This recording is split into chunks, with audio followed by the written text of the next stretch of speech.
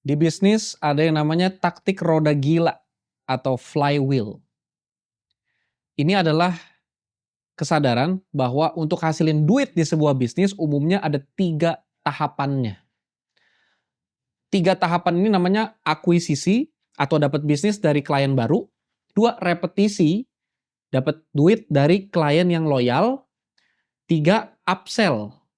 Upsell itu yang tadinya dia transaksi 1 juta jadi 2 juta, jadi 3 juta. Jadi untuk dapetin duit atau naikin sales, naikin omset, itu 3 ini. Akuisisi, repetisi, upsell. Itu taktik roda gila. Artinya kalau kita kuasain 3-tiganya, bisnis kita putarannya pelan-pelan selalu akan membesar. Tapi kalau nggak kita kuasain, seringnya akuisisi yang selalu kita fokusin. Selalu strategi kita tuh mikirin gimana caranya supaya dapat klien baru terus. Akhirnya embernya bocor. Ember bocor itu klien baru masuk terus, tapi kliennya nggak loyal. Jadi kita selalu cari, apa ya Kak strategi baru supaya kliennya dapat lagi, supaya bisa lebih viral. Jadi fokus otak kita kalau ngomongin marketing cuman ngomongin akuisisi. Padahal itu taktik konyol, itu namanya taktik ember bocor. Taktik ember bocor artinya penuhin terus airnya, padahal bocor. Nggak apa-apa, isi terus airnya. Jadi klien baru masuk terus, strateginya fokus klien baru, tapi klien yang udah pernah pakai jasa atau beli produk kita aja nggak beli lagi. Lucu, karena kita jual misalnya contoh skincare. Kita fokus gimana caranya ya orang beli skincare kita ya. Aduh, 95% strategi kita datengin pembeli baru. Ini orang yang udah beli aja nggak beli lagi. Jadi bisnis kita harus main di taktik roda gila. Taktik roda gila itu akuisisi, repetisi, upsell. Akuisisi, repetisi, upsell. Jadi muter terus dia. Yang pertama kita ngomongin akuisisi. Gimana caranya dapetin customer baru? Berarti sebelum dia beli, dia harus perhatiin kita dulu. Sebelum orang kawin itu harus PDKT dulu. Nah PDKT-nya tuh gimana sih? PDKT tuh yang pertama fasenya. Sebelum jualan produk, kita sadarin dulu mereka tuh punya masalah. Jangan langsung datang-datang jualin shampoo, iklan shampoo, enggak. Yang pertama didatengin itu edukasi masalah. Rambut kamu mulai botak.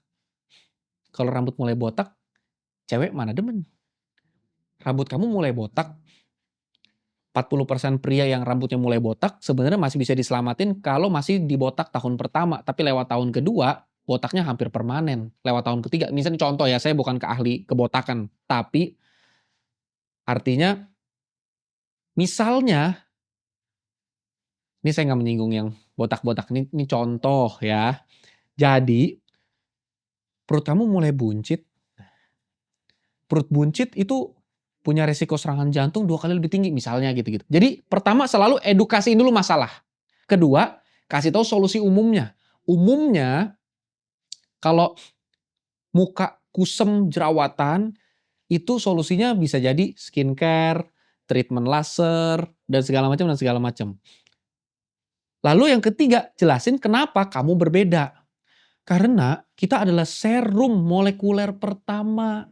Artinya ini adalah teknologi dari Jepang di mana ini meresapnya sampai ke level molekul kulit apa dan segala macam. Jelasin kenapa kamu berbeda dan yang keempat, ajakin dating 1 kali. Maksudnya nih, contohnya, pakai deh 7 hari, pasti kelihatan nih gratis, coba aja sampel produknya. Kalau memang produk kamu bagus nih, coba dipakai nih. 7 hari, minum deh coba 7 hari, pasti lingkar pinggangnya turun 2 cm. Artinya, untuk kita mau ambil atau akuisisi klien baru, ada tahapan PDKT-nya. Pertama kenalin dulu masalah dia apa. Edukasi, iya ya, saya nggak sadar, iya lama-lama perut saya udah buncit. Iya lama-lama lutut udah sakit ya. Habis itu kasih tahu sebenarnya ada solusinya. Umumnya solusinya tuh ABC. Tapi yang ketiga, kenapa kita beda? Karena kita begini. Yang keempat nih cobain dulu deh. Lalu yang kedua, tadi kan akuisisi. Akuisisi ini kan ngomongin klien baru. Sayangnya ada satu yang kedua ini repetisi, bikin customer loyal yang sering orang lupain.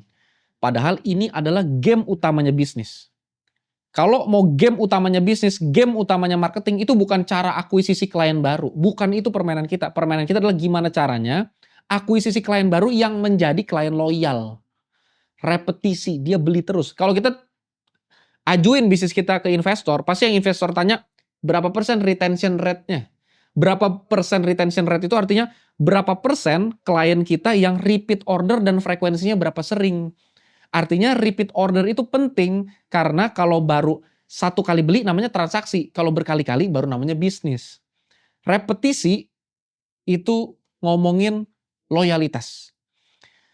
Loyalitas itu dimulai dari engage, artinya terlibat.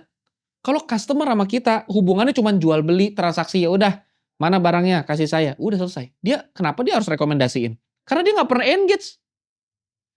Ngejalin, nanti ini ada series khusus buat ngebahas satu-satu strategi akuisisi apa-apa aja, strategi repetisi apa-apa aja, strategi upsell apa-apa aja. Tapi di sini, di video yang kali ini, di episode yang ini kita mau bahas tentang mindsetnya dulu. Mindsetnya jangan dikit-dikit kalau bahas rapat marketing, kita ngerapatin apa strategi baru untuk datengin klien lagi. Sedangkan klien yang udah ada, kita nggak punya strategi buat repeat. Strategi kita cuman, saya kan udah ada database, jadi ya saya suka ini broadcast WA kalau ada promo-promo apa. Mana ada orang makin loyal gara-gara di broadcast ini, yang ada kita blok itu orang. Jadi broadcast WA itu bukan strategi loyalitas, nggak ada orang makin loyal gara-gara di broadcast WA promo tuh nggak ada. Gimana caranya? Ya mungkin apakah kalau di ulang tahun kita kirimin kue atau kita kirimin ucapan atau apapun, nanti kita bahas satu persatu. Tapi mindsetnya, repetisi, itu artinya kita harus engage, punya interaksi sama mereka. Interaksi apa nih sama mereka yang bisa bikin mereka jadi punya relasi lebih dalam sama kita. Ada satu alat ukur namanya Net Promoter Score, NPS. Net Promoter Score artinya gini, sederhana banget. Tanya sama klien kamu, Pak, Bu, 0 sampai 10, dari 0 sampai 10, berapa skor untuk kemungkinan Bapak Ibu mau promosiin jasa atau produk kami ke teman-teman Bapak Ibu. 0 nggak mau banget, 10 mau banget. 0 sampai 10, berapa angka yang Bapak Ibu kasih untuk mempromosikan produk atau jasa kami ke teman-teman Bapak Ibu. Kalau mereka jawabnya 0 sampai 6, mereka tuh kita sebut pencela. Karena percaya deh, yang ngisinya 0 sampai 6 kemungkinan merekomendasikan, itu mereka kemungkinan besar nggak bakal balik lagi sama kita. Kalau mereka isinya skor 7 sampai 8, mereka tuh kita sebut kaum pasif. Kaum pasif itu artinya, untuk sekarang mereka akan sama kita, tapi jujur aja kalau ada kompetitor yang sedikit lebih murah atau sedikit lebih menarik, mereka pasti pindah. Kita nyarinya promoter. Promoter itu yang skornya 9 dan 10. Tinggi amat, memang. Kita targetnya itu mereka, ini ngomong-ngomong standar ini yang bikin juga bukan saya. Saya cuma pakai standar internasional Net Promoter Score yang standar. Teori ini sederhana banget. Jangan mikir bahwa ini hanya bisa dilakukan korporat. Tanya aja, tanya ke orang.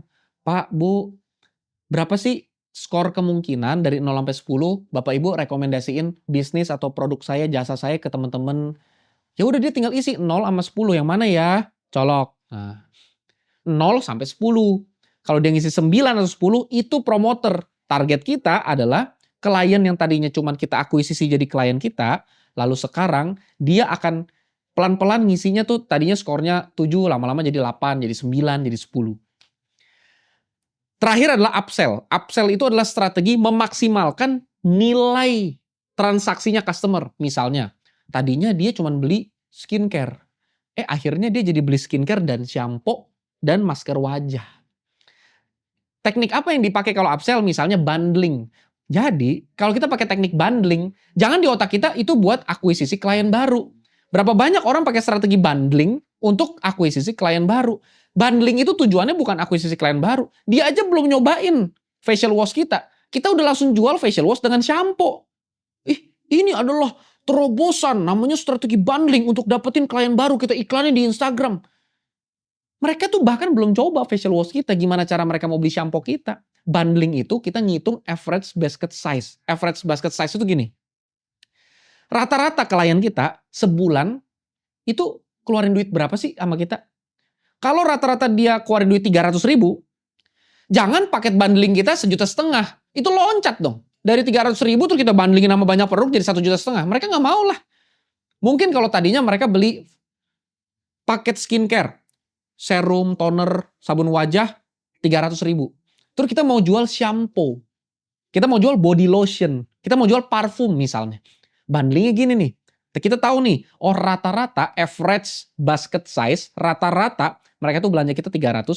Kita jualnya mungkin paket skincare 300, masker wajah 200. Kalau digabung kan 500. Tapi karena ini bundling, harganya cuma jadi 380. Hah?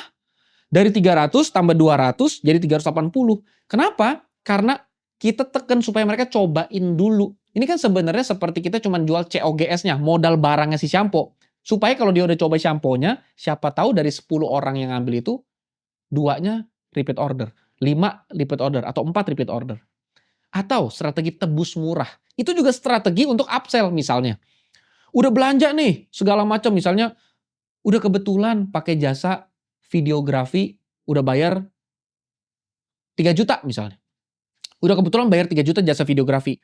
Nah, Om, karena udah pakai jasa kita videografi, kebetulan kita tuh jasa fotografi 2 juta. Tapi buat yang udah pakai jasa 3 juta, fotografi 2 jutanya dapat potongan cuma 500.000 jadinya. Ya orang mikir, wah sekalian deh. Udah sekalian aja deh, abis video difotoin juga 500 deh.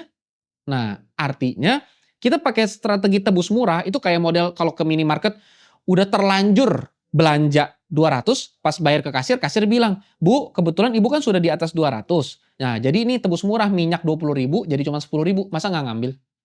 Karena besok kalau Ibu belanja nggak nyampe 200 nggak bisa tebus murah. Nah, itu strategi bundling tebus murah. Ini untuk upsell.